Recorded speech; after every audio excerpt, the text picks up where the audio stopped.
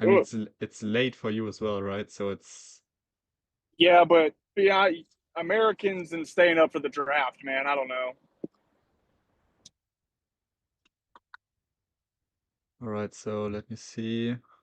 Once I can see it, yeah, I can see it now on my own on my own phone. So we should be good. Okay, let's do it. Are we live? I think we are. It says so. I see Oh well. myself on my phone, so it's looking good. Okay, well, we're successful live. Gosh, we planned so long in advance. Well, I say so long in advance. It was literally like 4 days. But shout out Albert for those of you guys that don't know Albert because he's not on Twitter like an insane person. Okay, come on. Um, Albert is one of the best draft analysts I know. He loves basketball, knows ball, is German, so he's got a lot to add on Steinbach, on Christian Anderson. He's been on both of those guys for the longest time. So if you guys don't know Albert, make sure you guys tune in and listen to what he's got to say as well. Because while I was live at the draft, it is 6 a.m. in Germany right now for Albert, and he is awake regardless, ready to do the live stream as I drive home to Greenville from Charlotte. So first off, Albert, thank you. Second off, we have two players. We have two players. How are you feeling after we got the guy that was number one on your board in Hannes Steinbach, Albert? Yeah, I mean tired mostly, but also pretty happy, I'd say. As you said, I had him more on my board. I think he fits what the Hornets want to do. Um, I've seen some people say that he's too reliant on the inside game or whatever. I think he can play in transition perfectly fine. His efficiency numbers Mm-hmm. in transition have been very good for Washington. He rebounds the ball very well, which is also important to the Hornets. And you look at the way the Agreed. board kind of played out, it's not like there were too many options, I think, unless you wanted to trade back or make a reach at 18. So I think it's pretty much the best pick available at that point. Yeah, and I would agree with you. When we were talking to Hannes on the post draft press conference on Zoom with him, I'm not sure if that's on YouTube yet, but Steinbach mentioned something about. I asked him a question about, hey, Hannes, how do you feel that your time in Würzburg in Germany, and playing overseas, like prepared you to play and adjust and transition to the NBA? And he said something that you and I have been talking about for months with Steinbach, but also Kareem Lopez, despite the fact that he's not a Hornet tonight, that playing in those pro leagues with grown men. I think that was something Steinbach mentioned, like specifically playing with grown men and pros. He felt like helped prepare him for this opportunity. It's something I really thought mattered, despite how bad the team was at Washington, frankly, last year. And you mentioned the transition stuff. That was one of the things that Hannes told us in the press conference. I want to say it was James Plowright of BuzzFeed that asked him about what did he feel like he does well that maybe he didn't get to display at Washington. It was a great question. And Hannes, I don't have the exact quote off the top of my head, but he said something along the lines of transition. He felt like in the short roll, the transition in the short roll and his ability as a passer are some of the things that he specifically brought up that come to my mind right now. And I think both of those things, both transition and his passing ability, were probably two of his biggest knocks in terms of where people were ranking him in the draft. So I do find it incredibly interesting that two of the things that people, including myself, gave Steinbach, you know, the lack of credit is probably the best way to say it for struggling with, are some of the things that he felt like he didn't get to display enough of at Washington. And if that turns out to be the case, that's going to bode very, very well for the Hornets. Very incredibly kind young man. Like you can tell Germany means a lot to him. I'm not sure if this is something you knew, Albert, but his father is like Dirk Nowitzki is a family friend of Steinbach. It would, trained with his dad in the summers back in the day. Those questions were asked in the press conference, and I think Steinbach said something along the lines of, I think somebody said something like, "Did Dirk, what kind of advice did he give you?" And Steinbach said, "Well, I think Dirk just kind of showed the whole German basketball community when he succeeded at the level that he did that it was possible for all of us." And that's a paraphrase, but that's essentially what Hannes was saying. This kid certainly doesn't lack confidence. He very short to the point, was quick to say what he felt he was good at, and moved on, and I really respected that about him. What do you think about some of the quotes I'm talking about here, Albert? Yeah, yeah. I mean, I heard the audio as well. And so I mean, I wouldn't put too much into those, like just the way he answers them, mainly because Mm-hmm. he's at this point pretty much Is a it a media pro. language barrier? Language barrier, you I think? mean, that as well, yeah. But I think even watching the draft tonight and seeing about 25 different guys answer the same questions, it's not like you're gonna get a ton of different answers. So I'm not too big onto that. But I mean, I knew about the connection to Dirk Nowitzki. I think he played with Mm, Steinbach's father actually professionally yes, in yes. Würzburg. And so, I mean, it's a pretty good, not only a pretty good idol to have, I guess, but also a pretty good mentor. So we won't Right. see a ton of fadeaways out of him, but maybe one here or there. I could imagine. Um, one of the things that really piqued my interest in hearing Steinbach talk, like one of the longer answers he gave was when our own Matt Alkiza of Hornets on SI asked him about Kalkbrenner had said something last year about how it took an adjustment period to be able to receive the ball from LaMelo, get used to the way he passes, get used to the suddenness of how LaMelo does things and how quick it can end up in your hands. And that was one of the things that felt like to me got Steinbach like the most excited talking about. You could tell he was really loving the idea of playing with a passer like LaMelo Ball. And I think he said that. To play with a passer like that is just a really exciting prospect. And it's only going to help his game, especially if he feels like, he's going to be a weapon in the short roll. We know we can finish around the rim. Like, Moussa Diabate runs a lot of pick and roll with LaMelo, but I also think there's a big reason that we see so much guard to guard screening on the Hornets from last season. And I think that's because they don't have, a true blue, pick and roll. I'm going to dive to the basket. And even if I catch the ball in traffic, I'm confident I can finish anyways. That's not Musa, but that is Hannes Steinbach. Yeah, I'm just so excited about this kid. I was upset about Morez for a little bit, but gosh, this kid's getting excited. He really does. yeah, for sure. I mean, it's as you said, he's a much more dangerous offensive player than anyone the Hornets have right now at the five. As much as everybody loves Mm-hmm. Musa, and rightfully so, you you are kind of hindering yourself offensively when you play him. Just the stuff that you can do yourself. Obviously, he adds a lot of value through his rebounding, but yeah, having a big man who is a danger just offensively, who has a bit of a jump shot at this point, who has very good touch when it comes to finishing around the rim, who can put the ball on the floor to the point where he can maybe dribble from one action into another. He's not going to be an initiator for anything, but he's solid enough to maybe even in transition take a couple of dribbles and hand it to LaMelo. So that's the kind of stuff that they were lacking so far when they only had Musa and Ryan. And so I think there's a lot to be excited about. Of course, there were some concerns or are some concerns about the defense, which is fair because he's not going to add much there right now. And it's something that the Hornets could have also needed a big man who is a bit more of an intimidating defensive presence. You're not going to get that from him, so that's Right. something you just have to accept. But I think there was Well, no perfect big man at this point left, so you really just had to pick your poison.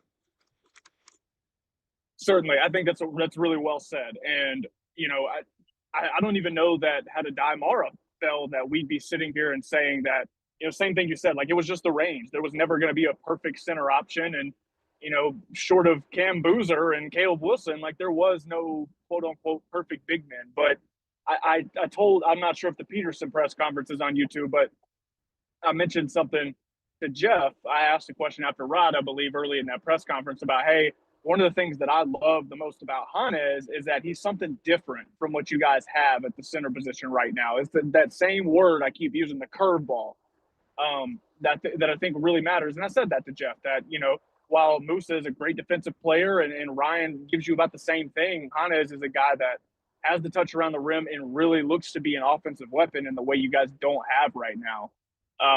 And Jeff clearly liked that question. It was clear to me that that was a part of their reasoning for doing this, because if you're going to go with a guy that's not perfect, even a Merez Johnson, I mean, if he would have fell, like, despite him being my number one prospect, he was still an imperfect prospect, because we wouldn't be sitting here talking about the same offensive, Exactly. capabilities Yeah. that, Very right. true.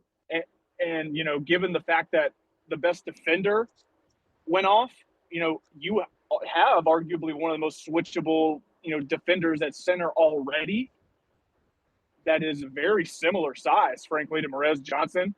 Different players still, but Steinbach, gosh, I'm so interested to see what they do in terms of, I mean, does he end up starting? You know what I mean? Because maybe he could be the five, and Musa can be your four, but your pseudo five on defense, so that Steinbach isn't caught out guarding the Jalen Durans of the world that Musa has trouble with. You know what I mean? Yeah. Um, I mean, because go ahead, go ahead. I think what this also kind of signifies is, especially in combination with the other pick we're going to talk about shortly, is that Mm-hmm. there is something else coming. I can't imagine that they're going to go into the season with this roster exactly, because there needs to be some sort of defensive improvement. For Not even sure. talking about an all defense player, but you now look at the rotation and you probably expect or want Anderson and Steinbach both to play immediately, Mm-hmm. like at least a couple of minutes here and there.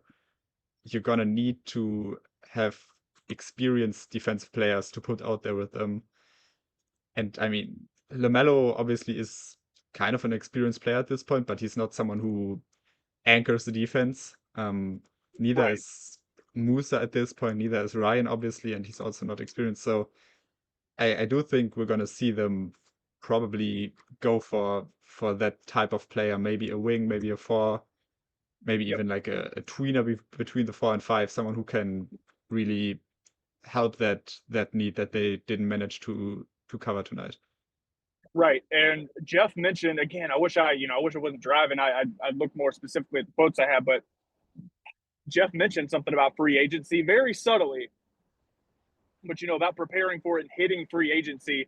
And while he didn't allude to a specific move or even really much at all, to me, and this is pure speculation, clearly, but to me, it sounded the way he spoke very briefly about free agency like a guy that very much intends to make a move in free agency. Now, what that is, I don't know, but I put this out on Twitter, and I think it's a good segue into the next guy that has played, FIBA with team you believe, um, with Hannes Steinbach and Christian Anderson, who was somebody you were incredibly high on, Albert. Like, I got to give you a lot of credit. I had people on WCNC asking me about Anderson after Sturts got taken, and I still wanted to be like, I don't know. So I got to give you a ton of credit for loving this guy from the very beginning, and for the flaws that in his defensive game, I've always agreed with you about the fact that he's the best shooter in this draft. I put that on Twitter. You look at his shot chart and it's just bananas from last year. Not just at the rim, but behind our shoe, there's a single zone that's not. They're top of the key. His best zone from three, I think he's shooting like 45% on like incredible volume from the top of the key. I mean, it's really insane the kind of production this kid had as a sophomore, in terms of percentage and efficiency from shooting from range. Like, I can't say enough about how much I feel this kid is going to help raise the level of this team's 3-point shooting. And I want to go back to something I said to you the other day when we talked about Christian Anderson, that I think his best role is playing a pseudo Con Knipple off the bench for a Kobe White if they bring him back, as a guy that, is maybe your secondary ball handler, probably your tertiary ball handler. But he moves incredibly well off ball. Christian Anderson, you don't shoot that many threes and make that many of them if you're not. But he's got a little bit of handling ability in him. But when he's handling the ball, he's very, very reliant on ball screens to get to his spots, which is somewhere he could definitely improve. But the off-ball movement helps, I think, for Anderson. What's your initial thoughts? Because you were excited. I got a happy message from Albert. Yeah, I mean, I was very excited. Maybe also because like the I don't know what's going on at like 4 a.m. The mind just goes crazy anyway. So maybe it was just that. But I do really like Anderson. As you said, I've been pretty high on him for a while. The shooting is incredible. I think he's the best shooter in the draft if we're just talking plain about the three-pointer.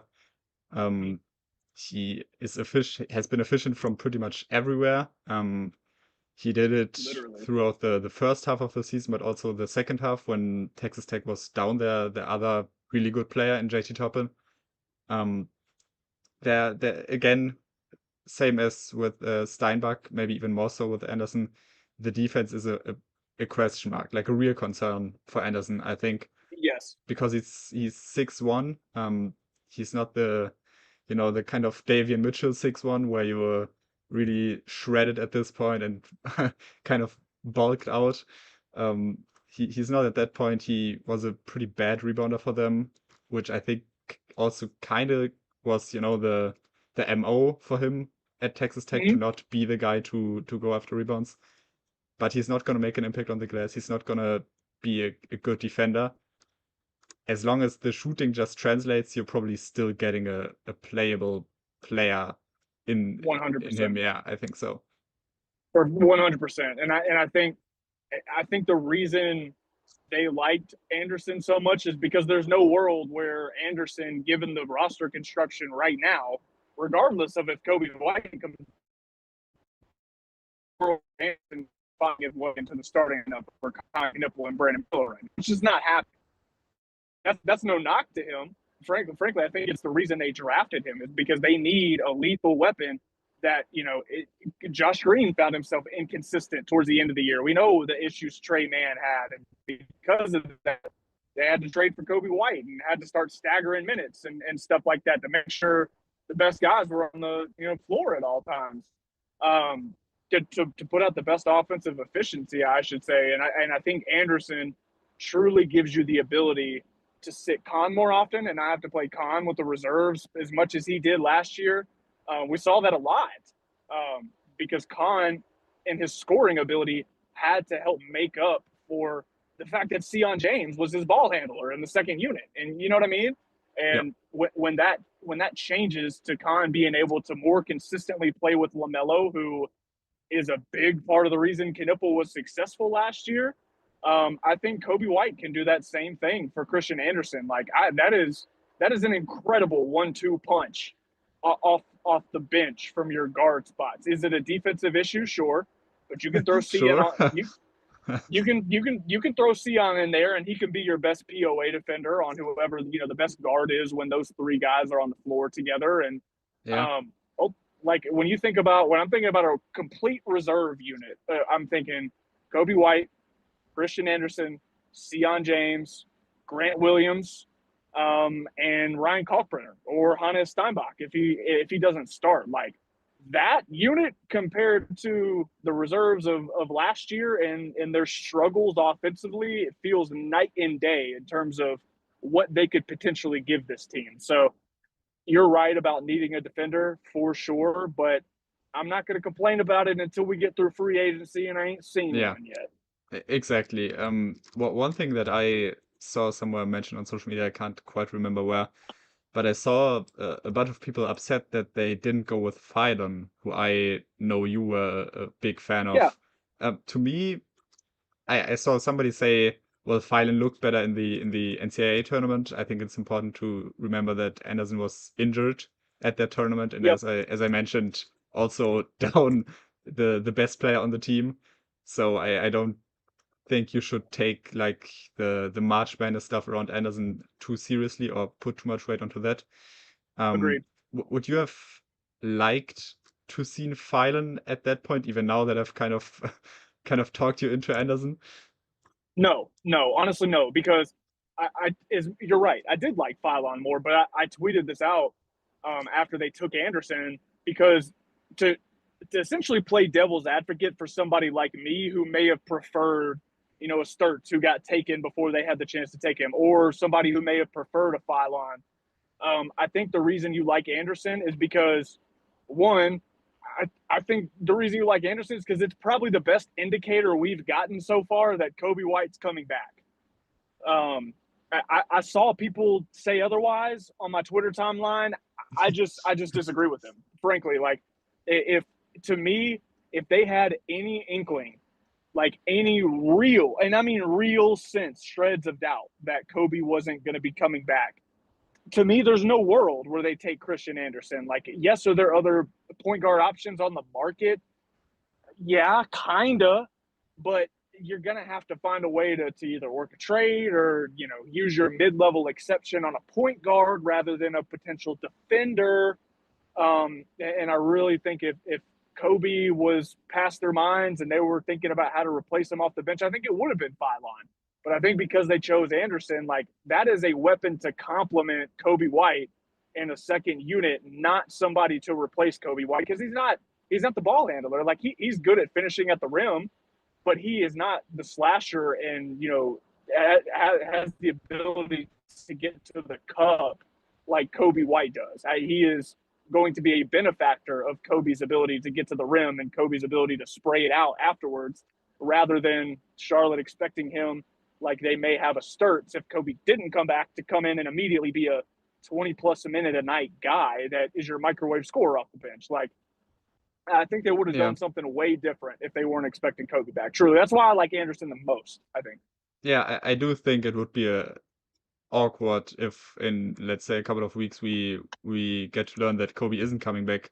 Because Right. as you said, he's really not much of a rim pressure kind of point guard who drives the ball very successfully. He's a very, very good operator out of the pick and roll. So if he Right. has a screen to work with or, just someone in the vicinity, it gets easier. But if you're just expecting him to get past his man one on one, that's likely not gonna happen. And so Right. I'm not as sure as you seem to be that Kobe is staying, simply because things do happen in the NBA, and it's just in the end it's just a draft pick. Maybe Kobe White next week he decides he wants to live, I don't know, somewhere else, wants to live in Miami and join Giannis and his new. Don't you put that evil on me, Ricky Bobby. Don't you put that evil on me, Ricky Bobby. So I mean I do agree though, like fundamentally, that it's a good sign at the very least. I'd hope so. Again, I just really want them to see them to pick up ideally two defensive minded players in free agency. I think they really need, like as I said, a 4 or 5 kind of guy, and then Mm-hmm. also a wing, because you mentioned Sion, and I think Sion actually did a pretty solid job last year when he was asked to guard like Kevin Durant in some instances. So Yeah, for sure. he had to do a lot, but then again, he's also just not tall enough to guard the Kevin Durants. I remember that game where it was pretty shortly after the trade deadline, I think, where there Mm-hmm. were those KD tweets kind of roaming around, and people were saying, well, the Rockets, they their team chemistry is bad, and KD just came out and torched the Hornets for definitely over 30 points. And Sion couldn't Mm-hmm. stop him either, obviously. He's not going to be tall enough to, I think, pick up like anybody that's 6'6" or taller. And so I'd like a wing that can at least do a solid job at that. Really, you're not going to get an all defensive player in free agency, but at least someone who can hold their own would be would be nice. Yeah, I agree with you. I'm going to really start diving in after. So tomorrow morning, for those of you guys who happen to be listening to us live right now, I didn't get my feature story up tonight. We had a lot of draft content come out tonight, newsers and stuff when 14 and 18 went up. So tomorrow morning, I got probably my best lead, in my opinion, my best lead that I've ever written for my Steinbach story coming out tomorrow. I've got all his quotes transcribed already. I'm gonna finish. I know it's late, but once I get home, I'm gonna finish transcribing Peterson and Anderson and what's it called? Steinbach's feature will be out at 7 a.m. sharp tomorrow morning, and I'll have Anderson's out at noon tomorrow morning. And afterwards, I'm really gonna try and start diving into guys that fit this team defensively, whether it's a trade target whether it's free agency, because you're right, it's going to be hard to find a guy that can contribute at the level they need in free agency. But another reason I like Anderson, especially if they bring Kobe back, Anderson, I mean, in the same way drafting Sturts would have made Trey Mann like incredibly expendable, I feel like Christian Anderson makes Josh Green pretty expendable. Um, he's taller. You could say Josh is a little bit better of a defender, but if Christian Anderson comes in and he's the shooter that we think he is, and I'm sure they think he is, then I think it becomes much easier afterwards to move off of Green and potentially Mann still too, because I mean, is Anderson gonna be your second, third, probably not even your fourth best ball handler? I don't think he'll be one of those top 3 or 4 guys, but I mean, if Trey Mann's not going to play much anyway, you might as well give the ball handling reps to Anderson, and I think they could really swing something. Whether it's for I don't know, Josh Green and Trey Mann have enough salary, I think, to if they attach maybe that Miami pick now that it looks much less enticing, Mhm. they could absolutely put Mann and Green together. I think with either Miami or Cleveland's pick and flip that to turn it into a guy that's like competent for them defensively. I don't know who that is yet, but I'm gonna get back to you guys on that in a few days. I'll do some digging. Yeah, I do think this should probably also mean that Trey Mann is gone in one Mm-hmm. way or another. I mean, it's unfortunate because he had that span where he looked really good before the back injury. Yeah. I remember myself and also a lot of other people being at the very least like cautiously optimistic when he signed that 3-year contract, I think it was, Yep. and I was one saying of them. this is a pretty solid contract for a guy like him. And he last season he was pretty much just unplayable. Um, Never even got onto the court when the Hornets were desperately in need of offense, which is Yep. what he should bring you. And now with a guy that's definitely a better shooter than him, you want to develop that guy, right? I don't agree with as much, I think, with the point on Green, because Mm-hmm. I think he's a much better defender than Anderson. Not to say that Josh Green is a some sort of miraculous wing stopper, but I'd say But you're right. He's definitely a better defender. there's like a still a pretty sizable gap between those two. So I mean, you don't want to go into the season with Josh Green as your best perimeter defender. But then Let me again, okay. then Let me again, ask you a question.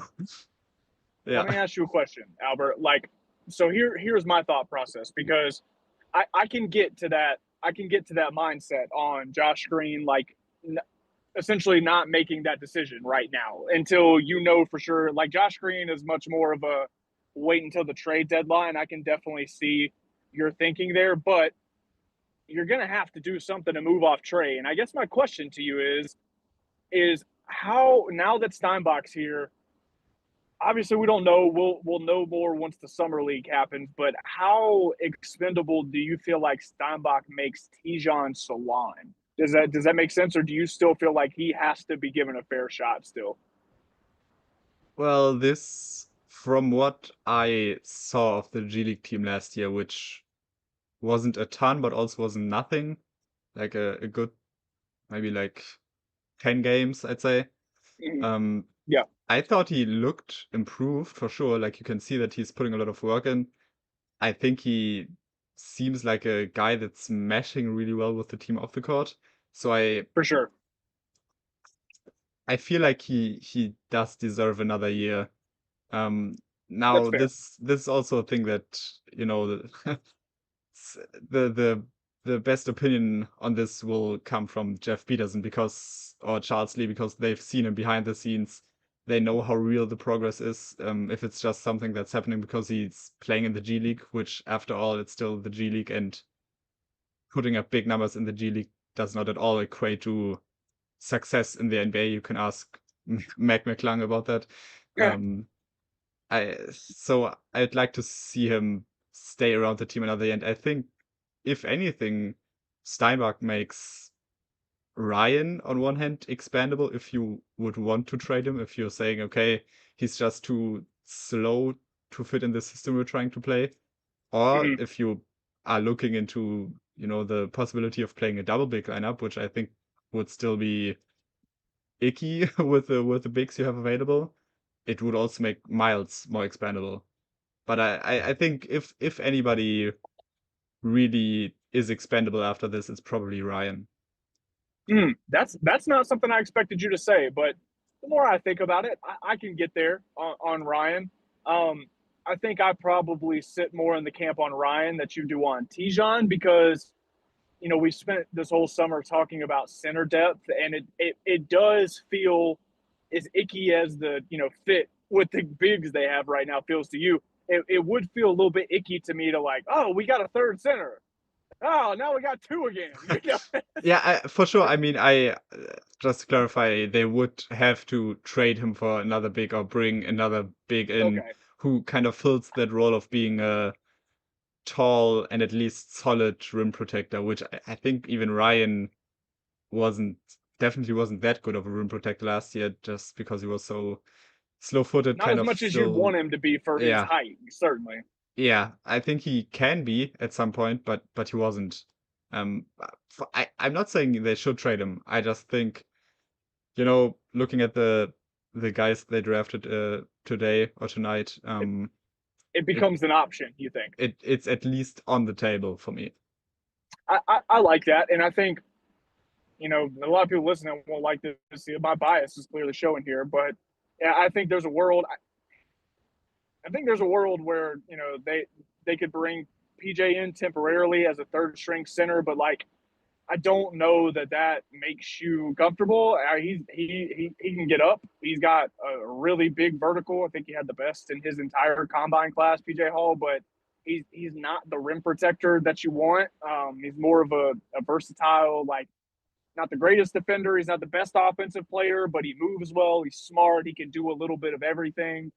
I think he could potentially fit that role of a third guy if they were to trade Ryan for somebody that was just a complete curveball. Let's say maybe like a 3-4 tweener that can guard 2 through 4. Like if Ryan ended up getting traded for a guy who could guard 2 through 4 at a really high level, and they bring in PJ as the third center, I don't know that I'm too upset with I that. I think that would be, as much as I like PJ and I mean the profile you wrote also just kind of automatically endeared me to him.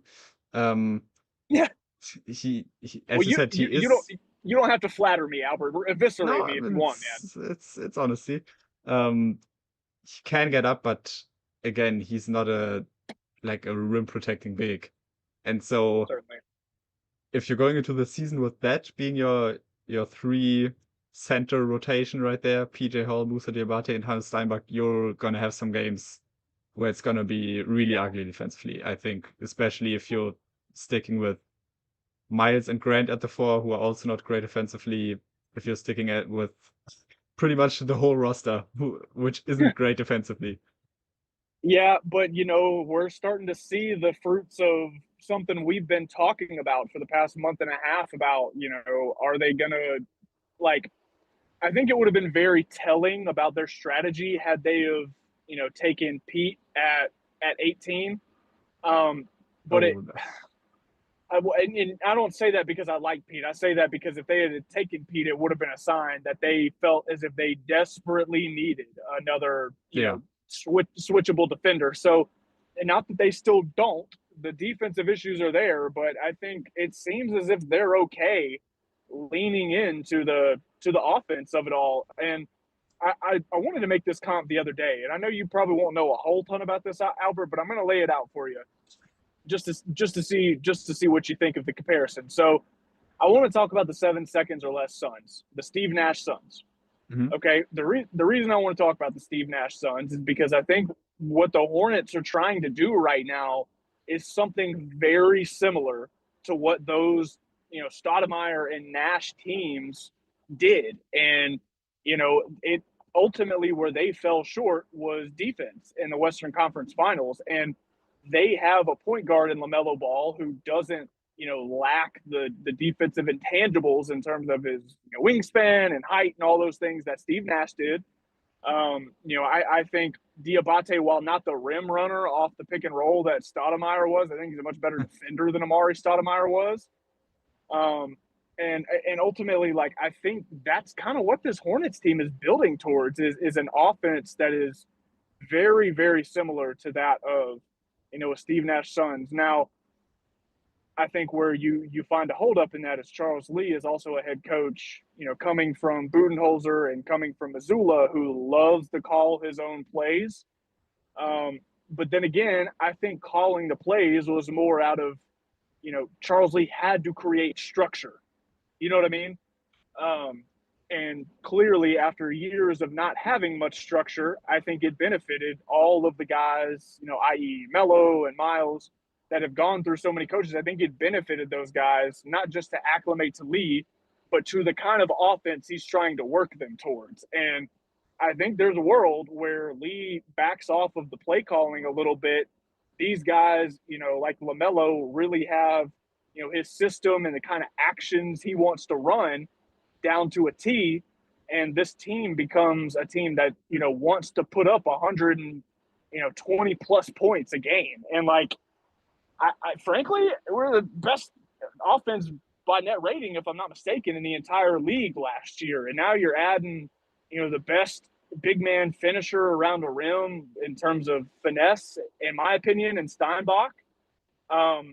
And the defensive issues still remain, but if they can find a balance between 7-second Suns and playing really fast up tempo offense, but adding just that extra piece defensively that the Suns couldn't get past the Lakers with. If I'm not mistaken, it was the Lakers in the 2000s, 2006, 2007.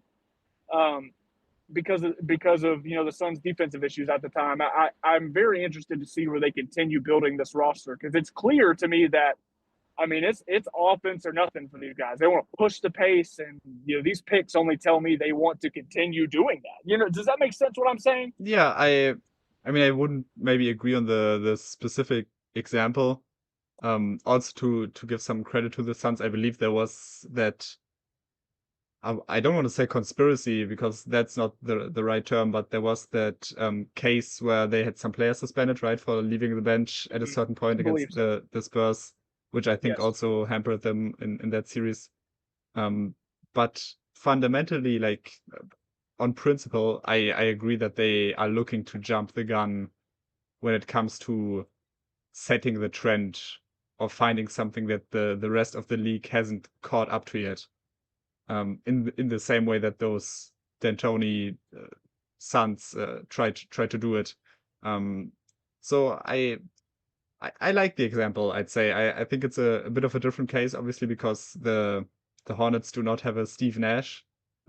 They have a LaMelo Ball, which is very good, but they don't have a Steve Nash, and they also they don't have a Mari Stoudemire. Maybe I'd say Miles Bridges probably is the closer comparison to Stoudemire than Diabate, any that's of the fair. bigs.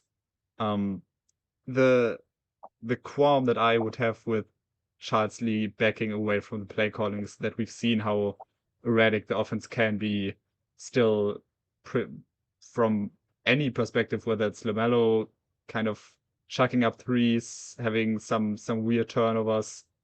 Brandon is sometimes shaky with his handle. He can struggle to get by his man.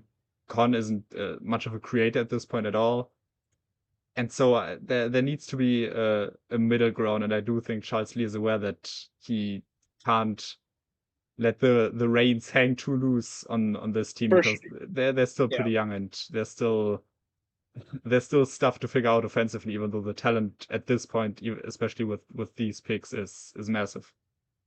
I really like the way you caveated that, because that's ultimately what I was trying to get at. That I think that's the balance they're trying to find between, okay, now we're going into year 3, and hopefully I don't have to call, so many plays, not because he's not calling plays, but because hopefully more so now, whether it's LaMelo, whether it's Brandon, whether it's Miles, not even those, Miller and Miles, like so much initiating the offense, but just knowing where to go given personnel and all these little small things, whether it's their own personnel or the team they're playing. They've been with Lee long enough now. Like, this is the year that you want to see them naturally take on some of the things that Lee has been what's the right like hammering into their brain. You know what I mean? It's Yeah. not Lee's not hiding his actions from anybody, and it's because it's stuff that works with this team and that they're comfortable running. And I think what we see more of this year, I'm hoping, is we see the offense tick up, and I think it'll be because this team is much more comfortable doing stuff on a consistent basis without Lee having to call it, even though it's what he wants them doing in that moment, anyways. And if they can find that balance between, yeah, Lee isn't going to let the reins go too loose, but we've been with this guy long enough now that we know the things he wants to do in what scenarios. Like, that is how the offense push themselves to, like, I mean, this sounds crazy off the top of my head, but based on what we saw last year, you said LaMelo's not Steve Nash, and I think that's just where I disagree with you because yeah, I've heard the hate on LaMelo, and I know the health is a thing, but like that kid has the ability to be as good as Nash was. Like maybe not an MVP player, it was a different era, but Yeah. golly, in terms of impact, offensive impact that Nash had on that team, like LaMelo he absolutely has that ability to become that player. The more and more and more weapons they add around him, man, like I would I've told you this before, and this will be my last stop before I hear your thoughts on LaMelo and my Steve Nash con. But the best version of LaMelo to me, everybody last year was like, "Oh, well, LaMelo's counting stats are down," but it was his best season, not because of the health. It was because there were far more often times where LaMelo would, unselfishly give up the ball, and the you saw the passer that we saw in 2022 when they Yeah. first went to the play-in. Right. And I think that disappeared for a while because every time LaMelo was out there and wasn't hurt, I mean, he was like 30+% usage and didn't have the ability to do so. And I think the best version of LaMelo, and hopefully the one we see this year, is the one that, is like 15 points a game and like 12 assists a game. That to me, that's the best version of LaMelo ball. And it's the one I hope I see this year. Yeah, having Nate Mansa set him screen certainly wasn't It made me not pass the ball too, man. not the most positive thing. I do agree that LaMelo has the potential to match the offensive impact of Nash.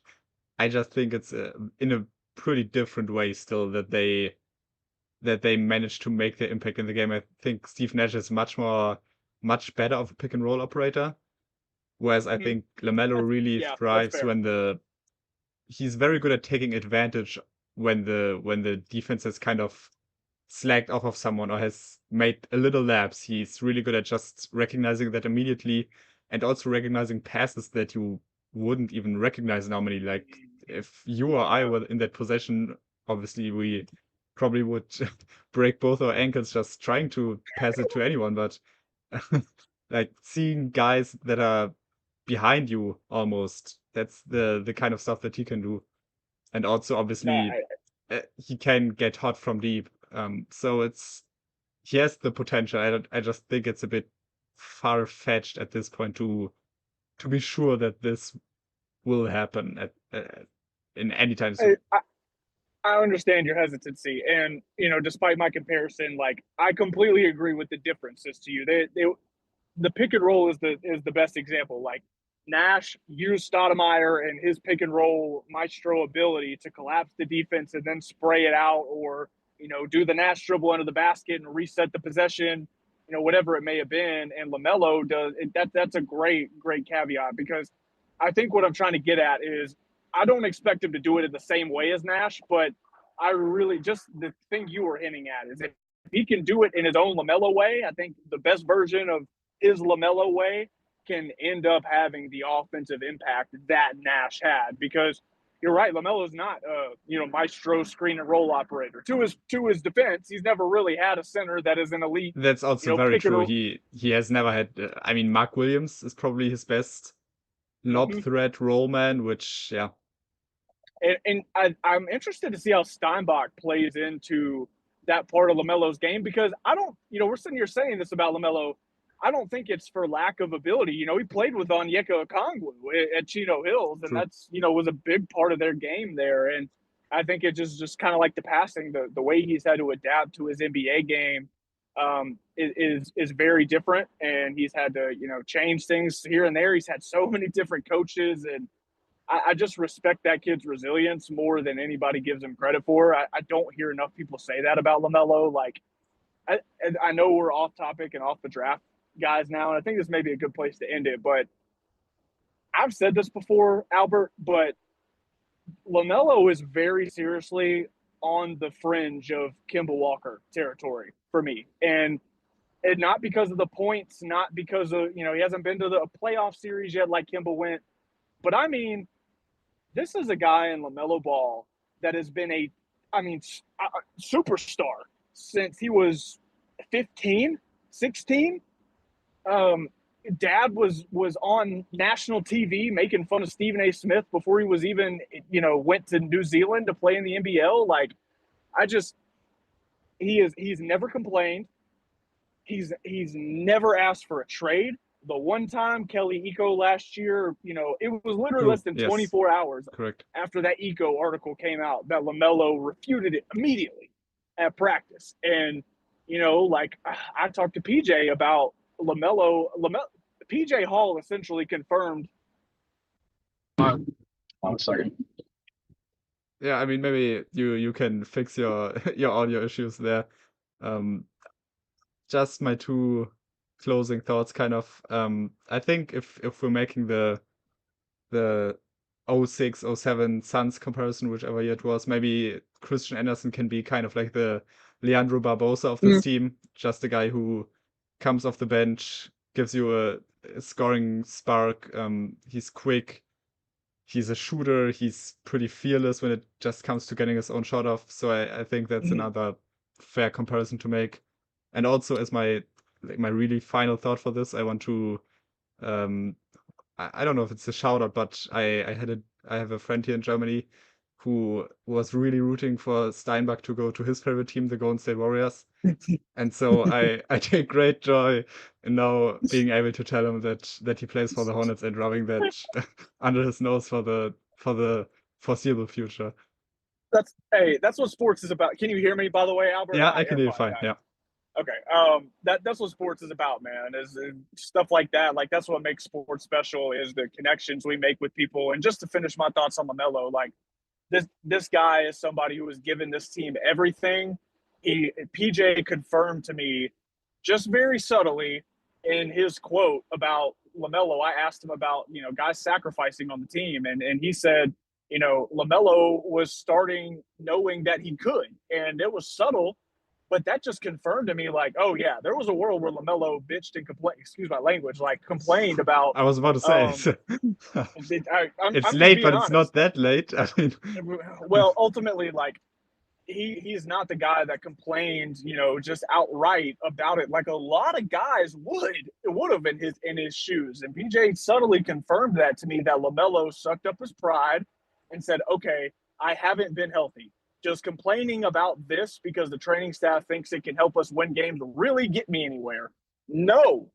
And I mean, he played 72 games. Like, this guy has given this organization everything he has. He's been patient, and man, there has not been many guys aside from the Hornets of it all. Like, as much crap as people give LaMelo Ball, I've never wanted to see many people win.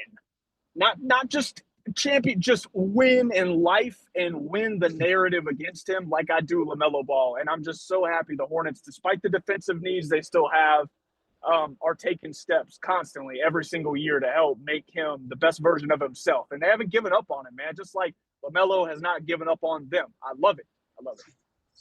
Yeah, I mean, I'm sure we'll have a bunch of content in the upcoming days on everything on the draft. We'll probably do like a grading episode, maybe on the rest of the Southeast Division. Not sure yet, but something along those lines will be coming out the day after this, I imagine, or sometime soon, definitely, when once me and Owen have gotten our sleep tanks back to an acceptable level. Yes. And thank you guys for listening. I'm not sure. I'm literally have the Zoom up in my corner. So if you've been listening, really thank you guys for being here. I know it's late. I'm sure you guys enjoyed the draft just as much as we did. Like I said, tune in tomorrow. I got 2 features coming out about the 2 draftees with quotes and stuff. that I'm really excited about. So stay tuned to the website. We'll be back. So we're recording this. Technically, it's Wednesday morning at 1 a.m. So we won't do another episode for Wednesday. We'll probably record Thursday afternoon, and I'll put that episode up on Thursday afternoon. So keep your eyes out for that, guys. Make sure you like, subscribe, continue to support our work, man. We really try and give you a lot of passion behind what we do. You know, Albert stayed up all night for this, so try and give him his flowers if you can. Albert's I'd call him a friend at this point.